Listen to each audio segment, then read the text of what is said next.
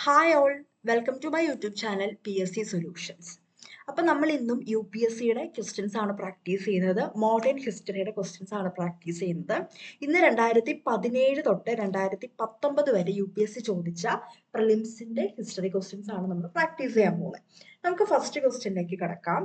Who among the following was associated with the introduction of Rayatbari settlement in India during the British rule? നമുക്കറിയാം Mahalwari settlement, Ryotwari settlement, permanent settlement നമ്മളിത് പഠിക്കുന്നതാണ്. ഇതിനകത്ത് റയത്വാരി സിസ്റ്റമായിട്ട് ഇതിനകത്ത് ആർക്കാണ് ബന്ധം? ഉത്തരം തന്നിരിക്കുന്നത് ഓപ്ഷൻ സി ആണ്, രണ്ടും മൂന്നും. അലക്സാണ്ടർ റീഡും തോമസ് മൺട്രോയും. ഓക്കെ, അപ്പൊ റയത്വാരി സെറ്റിൽമെന്റ് ഓക്കെ ഓർത്തിരിക്കുക. റയത്വാരിയും മഹൽവാരിയും പെർമനന്റ്, ഇത് മൂന്നും എക്സാമിന് ചോദിക്കാറുള്ളതാണ്. PSC ചോദിക്കുന്നതാണ്, UPSCയുടെയും ക്വസ്റ്റ്യൻസ് ആണ്. Okay. The Trade Dispute Acts of 1929 provided for. എന്തിനു വേണ്ടിയായിരുന്നു 1929 ട്രേഡ് ഡിസ്പ്യൂട്ട് ആക്ട് എന്ന് പറയുന്നത്? എ സിസ്റ്റം ഓഫ് ട്രൈബ്യൂണൽസും ഉണ്ടായിരുന്നു. അതുപോലെ തന്നെ സ്ട്രൈക്സ്, പണിമുടക്കുകളൊക്കെ ബാൻ ചെയ്യുന്ന രീതിയിലുള്ള ബാൻ ഓൺ സ്ട്രൈക്സ്. ഓക്കെ, ഉത്തരം ഓപ്ഷൻ ഡി ആണ്. നമ്മൾ അധികം കേൾക്കാത്തൊരു ഇതാണ്, എന്നാണ് നമുക്ക് പ്രാക്ടീസ് ചെയ്ത് പോകാം. ഒരുപാട് ക്വസ്റ്റ്യൻസ് UPSCക്ക് അത് ചോദിക്കുന്ന പലതും ഇപ്പോഴും PSC ചോദിക്കുന്നതാണ്. Consider the following statements. ഇതിനകത്ത് കറക്റ്റ് ഏതാണെന്നാണ് ചോദിച്ചിരിക്കുന്നത്. ഉത്തരം വരുന്ന ഓപ്ഷൻ ബി ആണ്. only 2 ആണ് കറക്റ്റ്. അതായത് the factories act 1881 was passed with a view to fix the wages of industrial workers and to allow the workers to form trade unions. ആണോ? അല്ല, ഒരിക്കലും നമുക്ക് പറയാൻ പറ്റത്തില്ല. കാരണം 1881 എന്ന് പറയുമ്പോൾ നമുക്കറിയാം ബ്രിട്ടീഷുകാരുടെ കാലമാണ്. ആ സമയത്ത് ഇന്ത്യയിൽ ഒരു ട്രേഡ് യൂണിയൻ ഒക്കെ കൊണ്ടുവരാൻ അവർ സമ്മതിക്കുമോ? ഇല്ല. ഈ ഫാക്ടറി ആക്ട് 1881 എന്ന് പറഞ്ഞ കുട്ടികളുടെ ചൈൽഡ് ലേബറുമായിട്ട് ബന്ധപ്പെട്ട കാര്യങ്ങളായിരുന്നു. അത് കുട്ടികൾക്കുള്ള, നമുക്കറിയാം കുട്ടികളൊക്കെ ജോലി ചെയ്യുന്ന ഒരു ഇതാണ്. അപ്പൊ അവർക്കുള്ള റെസ്ട്രിക്ഷൻസ് ഒക്കെ ആയിരുന്നു. അവരുടെ വർക്കിംഗ് അവേഴ്സ് ഒക്കെ കുറച്ചും അതുപോലെ തന്നെ പ്രായമൊക്കെ കുറച്ചൊക്കെ കൊണ്ടുവന്നതാണ്. പിന്നെ NK Lokhande was a pioneer in organising the labour movements in British India. British ഇന്ത്യയിൽ ലേബർ മൂവ്മെന്റ്സ് ഒക്കെ ഓർഗനൈസ് ചെയ്യുന്നതിൽ ഒരു മെയിൻ ആളായിരുന്നു. അത് കറക്റ്റ് ആണ്, നമ്മൾ അധികം കേൾക്കാത്തൊരു കാര്യമാണ്. പക്ഷെ ഫസ്റ്റ് സ്റ്റേറ്റ്മെന്റ് തെറ്റാണ്. ഈ ഫാക്ടറീസ് ആക്ട് UPSC ഇതിനു മുമ്പ് ചോദിച്ചിട്ടുണ്ട്. നമ്മൾ പഠിച്ചതാ, ഏതോ ഒരു വർഷത്തെ ക്വസ്റ്റ്യൻ പേപ്പറിനകത്ത് നമ്മൾ കണ്ടതാണ്. അപ്പൊ നമ്മളത് ഓർത്തിരിക്കുക.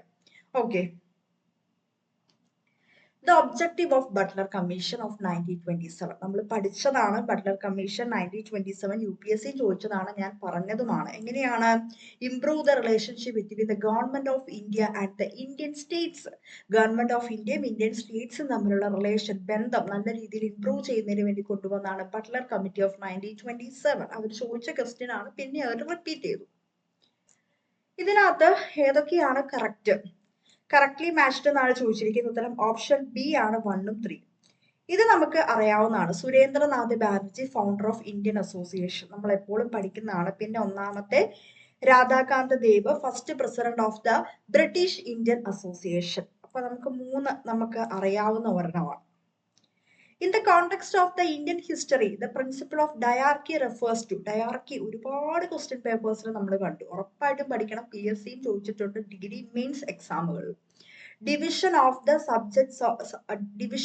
subjects delegated to the provinces into 2 categories. അതായത് പ്രൊവിൻസുകൾക്ക് സബ്ജക്ട്സ് ഏതൊക്കെ വിഷയങ്ങൾ കൊടുക്കണം, അതായത് നമുക്ക് വളരെ ഡെപ്തില് ഏതൊക്കെ ഗവർണർ ജനറൽസിന്റെ കാലത്തായിരുന്നു എന്നൊക്കെ പറഞ്ഞ് നമ്മൾക്ക് ഒരുപാട് ക്വസ്റ്റ്യൻസ് നമ്മൾ കണ്ടതാണ്. വളരെ ഇമ്പോർട്ടന്റ് ആയിട്ടുള്ള ഒരു ടോപ്പിക് ആണത്. With reference to Indian freedom struggle, ഇതിനകത്തിന്റെ ക്രൊണോളജിക്കൽ ഓർഡർ ആണ് ചോദിച്ചിരിക്കുന്നത്. ഉത്തരം ഓപ്ഷൻ സി ആണ്. നമുക്കറിയാം ഇതിനകത്ത് ആദ്യം നടന്നത് second round table conference 1931. Quit India എന്നാ നടന്നത് 1942. അത് രണ്ടും നമുക്കറിയാം. അത് നമ്മൾ PSCയിൽ പഠിക്കുന്നതാണ്. മ്യൂട്ടിൻ ഇൻ റോയൽ ഇന്ത്യൻ നേവി എന്ന് പറയുന്നത് 1940കളിലാണ്, 1947ലാണ്. ഇതും UPSC ചോദിച്ച് ഏതോ ഒരു വർഷം നമ്മൾ ആൻസർ ചെയ്തൊരു ക്വസ്റ്റ്യൻ ആണ്. അപ്പൊ മറ്റേത് രണ്ടും നമ്മൾ ഓൾറെഡി പഠിക്കുന്നതാണ്. ഇത് UPSC ഓൾറെഡി PYക്ക് ചോദിച്ചതാണ്. പക്ഷെ നമുക്കും ഇനി ചോദിക്കാനുള്ള ഒരു ചാൻസ് അവിടെ ഉണ്ട്. 3, 2, 1 ഉത്തരം ഓപ്ഷൻ സി ആണ്. In the federation established by the government of India act 1931. നമുക്കറിയാം ഗവൺമെന്റ് ഓഫ് ഇന്ത്യ ആക്ട് 1935 ഒരുപാട് ഇമ്പോർട്ടൻസ് ഉണ്ട് നമ്മൾക്ക്. അതിനകത്ത് റെസിഡ്യൂറി പവർ ആർക്കാണ് കൊടുത്തത്? ഗവർണർ ജനറൽക്കാണ്. സിമ്പിൾ ക്വസ്റ്റ്യൻ അല്ലേ, ഗവർണർ ജനറൽക്കാണ് കൊടുത്തത്. Which of the following led to the introduction of English education in India? ഇന്ത്യയിൽ ഇംഗ്ലീഷ് വിദ്യാഭ്യാസം കൊണ്ടുവരാൻ ഇതിനകത്ത് ഏതൊക്കെയാണ് കാരണമായത്? എല്ലാം കാരണമായി. ഉത്തരം ഓപ്ഷൻ ഡി ആണ്. 1, 2, 3 എല്ലാം കാരണമാണ്. ചാർട്ടർ ആക്ട് ഓഫ് 1813 വരുന്നത് നമുക്ക് അറിയാവുന്ന, നമുക്ക് പഠിക്കാനുള്ളതാണ്. പിന്നെ രണ്ടെണ്ണം കൂടെ വരുന്നുണ്ട്. General Committee of Public Instruction 1823 orientalist and anglicist controversy എന്ന് പറഞ്ഞാൽ നമ്മൾ അധികം കേൾക്കാത്ത ഒരു കാര്യമാണ്. അതും ഇന്ത്യയിൽ ഇംഗ്ലീഷ് എഡ്യൂക്കേഷൻ ഇൻട്രൊഡ്യൂസ് ചെയ്യാൻ ഒരു കാരണമായി. Which among the following events happened earliest? ഇതിനകത്ത് എല്ലാ കാര്യങ്ങളും നമ്മൾ പഠിക്കുന്നതാണ് അല്ലെ. സ്വാമി ദയാനന്ദ സരസ്വതി ആര്യ സമാജ് ഇൻട്രൊഡ്യൂസ് ചെയ്തു. ദീനബന്ധു മിത്ര തർപ്പൺ എഴുതി. ബങ്കിം ചന്ദ്ര ഇത് ആനന്ദ മഠം എഴുതി. Satyendranath Tagore became the first Indian to succeed in the Indian Civil Service exam. നമ്മൾ പഠിക്കുന്നതാണ് അല്ലെ. ICS Indian civil service exam ആദ്യമായിട്ട് ക്ലിയർ ചെയ്യുന്ന ഇന്ത്യക്കാരനാണ് സത്യേന്ദ്രനാഥ് ടാഗോർ. ഇതെല്ലാം നമ്മൾ പഠിക്കുന്നതാണ്. പക്ഷെ ആദ്യം നടന്നത് ഏതാണെന്നാണ് ചോദിച്ചിരിക്കുന്നത്. ദീനബന്ധു മിത്ര നീൽദർപ്പൺ എഴുതിയതാണ്. അപ്പൊ ഇതൊക്കെ പഠിക്കുമ്പോൾ നമ്മൾ ഇയേഴ്സും കൂടെ ഉറപ്പായിട്ടും പഠിച്ചു പോകണം. ഓക്കെ, എല്ലാ കാര്യങ്ങളും നമ്മൾ പഠിക്കുന്നതാണ്, നമുക്ക് അറിയാവുന്നതുമാണ്. അടുത്തത് which among the following were the founders of the Hindu Mazdoor സഭ? ഹിന്ദു മസ്തൂർ സഭ എന്നാണ് ഇൻട്രൊഡ്യൂസ് ചെയ്തത്? 1948 നമുക്ക് സ്വാതന്ത്ര്യമൊക്കെ കിട്ടിയതിന് ശേഷമാണ്. ഓപ്ഷൻ ഡി ആണ്. D Ashok Mehta, TS Ramanujan and GG Mehta. Champaran satyagraha നമ്മൾ എപ്പോഴും PSC ചോദിക്കുന്നതാണ്. Which of the following is a very significant aspect of the Champaran? എന്താണ്? Joining of peasant unrest to India's national movement. നമ്മുടെ ദേശീയ പ്രസ്ഥാനത്തിലേക്ക് പെസന്റ് കർഷകരും കൂടെ അവരും വരുവാണ്. അവരും എന്താണ് അവരും ഒരുപാട് സഹിച്ചു അല്ലെ. അവരും ഒരുപാട് സഹിച്ചു. ചമ്പാരൻ എന്ന് പറയുമ്പോൾ നമുക്കറിയാം ഇവിടെ കർഷകരെയൊക്കെ നല്ല രീതിയിൽ ചൂഷണം ചെയ്തു തുടങ്ങി. അവരും നമ്മുടെ നാഷണൽ മൂവ്മെന്റിലേക്ക് ഭാഗമാവുകയാണ് ചെയ്യുന്നത്. അടുത്തത് Santhal rising subside. After Santhal rising subside, Santhal കലാപം ഒന്ന് എന്താണ് ശമിച്ചതിന് ശേഷം ബ്രിട്ടീഷുകാരെ കൊളോണിയൽ ഗവൺമെന്റ് എന്തൊക്കെ പുതിയ കാര്യങ്ങളാണ് കൊണ്ടുവന്നത്? ഇത് രണ്ടും വരുന്നുണ്ട്. അവര് നമ്മൾ പഠിക്കുന്നതാണ്. സിദ്ധു കാനു എന്നൊക്കെ പറഞ്ഞ് സാന്താൾ കലാപം നമ്മുടെ SCRT ടെക്സ്റ്റ് ബുക്കിനകത്തുള്ളതാണ്. അപ്പൊ അത് കഴിഞ്ഞതിന് ശേഷം ബ്രിട്ടീഷുകാർ എന്തൊക്കെ മെഷേഴ്സ് ആണ് അന്നത്തെ കൊളോണിയൽ ഗവൺമെന്റ് കൊണ്ടുവന്നതെന്നാണ് ചോദിച്ചിരിക്കുന്നത്. The territories called Santhal Parganas were created. അവിടെ അതിർത്തികൾ ഉണ്ടാക്കി, സാന്താൾ പരഗാനാസ് എന്ന് പറഞ്ഞു. പിന്നെ എന്താണ്? It becomes illegal for a Santhal to transfer land to a non Santhal. അതായത് സാന്താൾ ഇതിൽപ്പെട്ട ഗോത്രത്തിൽപ്പെട്ട ഒരാള് സാന്താൾ ഗോത്രം അല്ലാത്ത വേറൊരു ആൾക്ക് സ്ഥലം കൈമാറാനായിട്ട് പറ്റത്തില്ല. അത് ഇല്ലീഗൽ ആക്കുകയും ചെയ്തു. അപ്പൊ കുറച്ച് കൂടെ ഡെപ്തിലുള്ള ഒരു ക്വസ്റ്റ്യൻ ആണ്. നമ്മൾ സാന്താൾ കലാപം പഠിക്കുന്നതാണ് അല്ലെ. 1855 എന്നൊക്കെ പറഞ്ഞ് നമ്മൾ പഠിക്കുന്നതാണ്. പക്ഷെ അതിൽ നിന്ന് കുറച്ച് ഡിഫറെന്റ് ആയിട്ടുള്ള ക്വസ്റ്റ്യൻ ആണ്. അത് കഴിഞ്ഞതിന് ശേഷം കൊളോണിയൽ ബ്രിട്ടീഷ് എടുത്ത മെഷേഴ്സ് ആണ് ചോദിച്ചിരിക്കുന്നത്. ഓക്കെ, അടുത്തത് ആരാണ് ഈ പേഴ്സൺ എന്ന് ഐഡന്റിഫൈ ചെയ്യാണ്. He wrote biographies of Mazzini, Garibaldi, Shivaji, Sri Krishna, stayed in America for some time and was elected to the Central Assembly. ആരാണ്? ലാല ലജ്പത് റായ് ആണ്. നമ്മൾ അധികം കേൾക്കാത്ത ഒരു ക്വസ്റ്റ്യൻ ആണത് അല്ലെ. കുറച്ച് ഡെപ്തിലുള്ള ക്വസ്റ്റ്യൻ ആണ് ലാല ലജ്പത് റായെ കുറിച്ച്. In 1920, which of the following changed its name to Swaraj സഭ? അതായത് ഇതിനകത്ത് ഏതാണ്? ഒരു ഇമ്പോർട്ടന്റ് ക്വസ്റ്റ്യൻ ആണല്ലേ. ഓൾ ഇന്ത്യ ഹോം റൂൾ ലീഗിന്റെ പേര് 1920 അവർ എന്താക്കി? സ്വരാജ്യ സഭ എന്നാക്കി. നമ്മൾ പഠിക്കുന്നതാണ് all India home rule league. Okay, അപ്പൊ എന്റെ പേര് മാറ്റിയായിരുന്നു 1920.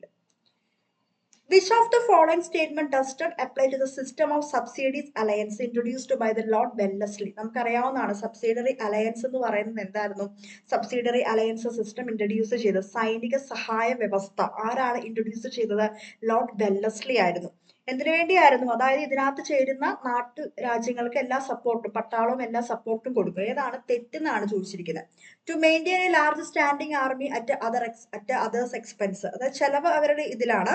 To keep India safe from Napoleonic danger, to establish British paramountcy over the Indian states. പക്ഷെ ഒരു ഫിക്സഡ് ഇൻകത്തിന് വേണ്ടിയാണ്. ഇൻകത്തെ കുറിച്ച് എന്തെങ്കിലും അവിടെ പറയുന്നുണ്ടോ? ഇല്ല. അതായത് അവരുടെ ഇതിനകത്ത് ജോയിൻ ചെയ്യുക, എല്ലാ സപ്പോർട്ടും അവർ കൊടുക്കും എന്നുള്ളതായിരുന്നു. വുഡ്സ് ഡിസ്പാച്ചുമായിട്ട് ബന്ധപ്പെട്ട് വളരെ ഇമ്പോർട്ടന്റ് ആണ്. 1854 വുഡ്സ് ഡിസ്പാച്ച്. 1ഉം 2ഉം ആണ് കറക്റ്റ്. നമ്മുടെ എഡ്യൂക്കേഷനായിട്ട് ബന്ധപ്പെട്ടതാണ്. Grand in aid system introduce ചെയ്തു. അതുപോലെ തന്നെ യൂണിവേഴ്സിറ്റി എസ്റ്റാബ്ലിഷ് ചെയ്തു. ബോംബെയിലും മദ്രാസിലും കൽക്കട്ടയിലും ഒക്കെ യൂണിവേഴ്സിറ്റീസ് എസ്റ്റാബ്ലിഷ് ചെയ്തു. English as A medium of instruction at all level of education was recommended. എല്ലാ ലെവലിലും ഇംഗ്ലീഷ് മീഡിയം ഓഫ് ഇൻസ്ട്രക്ഷൻ അല്ല. ഹയർ എഡ്യൂക്കേഷൻ മാത്രമാണ് ഇംഗ്ലീഷ് മീഡിയം ഓഫ് ഇൻസ്ട്രക്ഷൻ ആക്കിയത്. നമ്മുടെ പ്രൈമറി എഡ്യൂക്കേഷൻ, നമ്മുടെ വിദ്യാഭ്യാസം തുടങ്ങുമ്പോൾ നമ്മുടെ വെർണാക്കുലർ ലാംഗ്വേജിൽ, നമ്മുടെ പ്രാദേശിക ഭാഷയിൽ തന്നെ കൊടുക്കണമെന്ന് അവർ പറഞ്ഞത്. ഹയറിലേക്ക് എത്തുമ്പോൾ, ഉയർന്ന ക്ലാസ്സുകളിലേക്ക് എത്തുമ്പോൾ, കോളേജ് വിദ്യാഭ്യാസത്തിലേക്കൊക്കെ എത്തുമ്പോൾ അത് ഇംഗ്ലീഷ് ആയിരിക്കണം അവിടുത്തെ മീഡിയം ഓഫ് ഇൻസ്ട്രക്ഷൻ എന്നാണ് പറഞ്ഞത്. ഓക്കെ, അപ്പൊ അതുകൊണ്ടാണ് ആ സ്റ്റേറ്റ്മെന്റ് അവിടെ റോങ് ആയി പോയത്. With reference to education institutions during the colonial rule in India, ഏതൊക്കെയാണ് ഫൗണ്ടേഴ്സ്, ഏതൊക്കെയാണ് കറക്റ്റ് എന്നാണ് ചോദിച്ചിരിക്കുന്നത്. ഓപ്ഷൻ 2 ആണ് കൽക്കട്ട മദ്രസ, ബാരൻ ഹേസ്റ്റിങ്സ് ആണ്. ബാക്കിയെല്ലാം നമ്മൾ പഠിക്കുന്നതാണ്. Okay. With reference to land reforms in independent India, which one of the following statements is correct? നമ്മുടെ സ്വാതന്ത്ര്യാനന്തര ഇന്ത്യയില് ലാൻഡ് റിഫോംസ് എന്താണ്, പരിഷ്കാരങ്ങൾ കൊണ്ടുവന്നു. അത് എന്തിനു വേണ്ടിയായിരുന്നു? The major aim of land reforms was providing agriculture land to all landless. ഭൂമിയില്ലാത്ത എല്ലാവർക്കും അഗ്രികൾച്ചർ ലാൻഡ് കിട്ടുന്നതിന് വേണ്ടിയായിരുന്നു അത്. ചാർട്ടർ ആക്ട് ഓഫ് 1813 വളരെ ഇമ്പോർട്ടന്റ് ആണ്. ഏതാണ് കറക്റ്റ് എന്നാണ് ചോദിച്ചിരിക്കുന്നത്. 1 ഉം 2 ആണ് കറക്റ്റ്. നമുക്കറിയാം ഈ ചാർട്ടർ ആക്ട് ആണ് ഈസ്റ്റ് ഇന്ത്യ കമ്പനിയിലെ ഇന്ത്യയിലെ ട്രേഡ് മോണോപോളി, ട്രേഡ് കച്ചവട കുത്തക അവസാനിപ്പിച്ചത് ഏതായിരുന്നു? ചാർട്ടർ ആക്ട് ഓഫ് 1830 ആണ് ഈസ്റ്റ് ഇന്ത്യ കമ്പനിയുടെ. പക്ഷേ except for trade in tea and trade with China, ടീയിലുള്ള ഇതും പിന്നെ ചൈനയായിട്ടുള്ള ട്രേഡ്, അത് രണ്ടുപേരും എക്സെപ്ഷണൽ ആയിരുന്നു. പിന്നെ എന്താണ്, it assert the sovereignty of British crown over the Indian territories held by the company. അതായത് കമ്പനിയുടെ കീഴിലുള്ള ഇന്ത്യയുടെ അതിർത്തികളെല്ലാം ബ്രിട്ടീഷ് ക്രൗൺ, ബ്രിട്ടീഷ് രാജ്ഞി അല്ലെങ്കിൽ ബ്രിട്ടീഷ് രാജാവിന്റെ പരമാധികാരം. സോവറിറ്റി എന്ന് പറഞ്ഞാൽ പരമാധികാരം. The revenues of Indians were now controlled by the British parliament എന്ന് അവിടെ പറയുന്നില്ല. അങ്ങനെ ഒരു കാര്യം വരുന്നില്ല. ഓക്കെ. സ്വദേശി മൂവ്മെന്റുമായിട്ട് ബന്ധപ്പെട്ട ഏതാണ് കറക്റ്റ് എന്നാണ് ചോദിച്ചിരിക്കുന്നത്. രണ്ടും കറക്റ്റ് ആണ്. It contributed to the revival of indigenous artisan craft and industries. Indigenous എന്ന് പറഞ്ഞാൽ എന്താ, നമ്മുടെ നാട്ടിൽ തന്നെയുള്ള അല്ലെ, പ്രാദേശികമായിട്ടുള്ള നമ്മുടെ നാട്ടിൽ തന്നെയുള്ള അവർക്കൊരു റിവൈവലായി, ഒരു പുനരുജ്ജീവിതം, ഒരു പുനരുദ്ധരിപ്പിക്കലായി അവരുടെ ഇത് കുറച്ചും കൂടെ ആക്റ്റീവായിട്ട് വരിക. കാരണം സ്വദേശി നമ്മുടെ കാര്യങ്ങൾ തന്നെ പ്രൊമോട്ട് ചെയ്യണം എന്നുള്ള ഇതിലേക്ക് എത്തി. അതുപോലെ തന്നെ നാഷണൽ കൗൺസിൽ ഓഫ് എഡ്യൂക്കേഷനും എന്താണ്, സ്വദേശി മൂവ്മെന്റിന്റെ സമയത്താണ് എസ്റ്റാബ്ലിഷ് ചെയ്തത്. രണ്ടും കറക്റ്റ് സ്റ്റേറ്റ്മെന്റ് ആണ്. ഇതിനകത്ത് ചോദിച്ചിരിക്കുന്നത് കറക്റ്റ്ലി മാച്ച്ഡ് ഏതൊക്കെയാണെന്നാണ് ചോദിച്ചിരിക്കുന്നത്. ഇതെല്ലാം കറക്റ്റ്ലി മാച്ച്ഡ് ആണ്. ഉത്തരം ഓപ്ഷൻ ഡി ആണ്. 1, 2, 3 എല്ലാം കറക്റ്റ് ആണ്.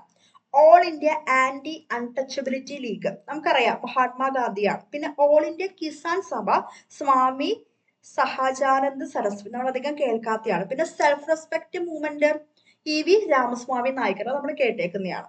ഓക്കെ, അപ്പൊ അത് ഓർത്തിരിക്കുക. With reference to the British colonial rule in India consider the following statements. ഏതൊക്കെയാണ് കറക്റ്റ് എന്നാണ് ചോദിച്ചിരിക്കുന്നത്. ഉത്തരം ഓപ്ഷൻ ബി ആണ്. 1, 3 ആണ് കറക്റ്റ്.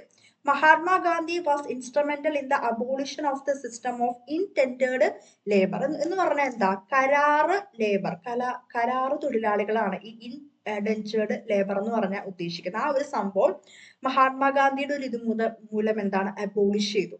ഓക്കെ. പിന്നെ consequent upon the breaking of salt laws by Indian people, അതായത് നമ്മളിങ്ങനെ തുടർച്ചയായി, അതായത് സോൾട്ട് ലോസ് നമ്മളിങ്ങനെ ബ്രേക്ക് ചെയ്തുകൊണ്ടിരിക്കുകയാണ്. അതിന്റെ ഒരു ഭാഗമായിട്ട് എന്ത് സംഭവിച്ചു, the international congress was declared illegal by the colonial rulers. Colonial rulers international കോൺഗ്രസിനെ ഇല്ലീഗൽ ആണെന്ന്, നിയമവിരുദ്ധമാണെന്ന് അവര് ഡിക്ലെയർഡ് ചെയ്തു. ഓക്കെ, അപ്പൊ അതൊക്കെ കുറച്ച് ഡെപ്തിലുള്ള കാര്യങ്ങളാണ്, നമ്മൾ പഠിക്കുന്ന കാര്യങ്ങളൊക്കെ തന്നെയാണ്. ആദ്യത്തെ പോയിന്റ് നമ്മൾ അതൊക്കെ അങ്ങനെ കേൾക്കാത്തൊരു പോയിന്റാണ്. ഇതും ഏതാണ് കറക്റ്റ് എന്നാണ് ചോദിച്ചിരിക്കുന്നത്. എല്ലാം കറക്റ്റ് ആണ്, കറക്റ്റ്ലി മാച്ച്ഡ് ആണ്. സാർ തേജ് ബഹദൂർ സപ്രു ഏതാണ്, president of All India Liberal Federation. KC Neogy member ആയിരുന്നു കോൺസ്റ്റിറ്റ്യൂന്റ് അസംബ്ലിയിലെ. PC ജോഷി നമുക്കറിയാവുന്നതാണ്, general secretary Communist Party of India. അപ്പൊ ഇതിൽ പല ക്വസ്റ്റ്യൻസും നമ്മൾ ഇപ്പോഴും പഠിക്കുന്നതാണ്, PSC ചോദിക്കുന്നതാണ്. പിന്നെ നമുക്ക് ചോദിക്കുന്നതിന്റെ ഡെപ്തിലുള്ള ക്വസ്റ്റ്യൻസും വരുന്നുണ്ട്. ഉറപ്പായിട്ട് നമ്മൾ പ്രാക്ടീസ് ചെയ്യുക. ഏത് ലെവൽ എക്സാമിനുള്ളവരാണെങ്കിലും പ്രാക്ടീസ് ചെയ്യുക. കാരണം ഒരു ചെറിയ എക്സാമിന് വരെ ചോദിക്കുന്ന, ഒരു 10th ലെവലിലൊക്കെ ചോദിക്കുന്ന ക്വസ്റ്റ്യൻസ് നമുക്ക് ഇവിടുന്ന് കിട്ടുന്നുണ്ട്. അപ്പൊ ക്ലാസ് ഇഷ്ടപ്പെടാൻ ഒന്ന് ലൈക്ക് ചെയ്യുക, ഷെയർ ചെയ്യുക, സബ്സ്ക്രൈബ് ചെയ്യുക. Thank you.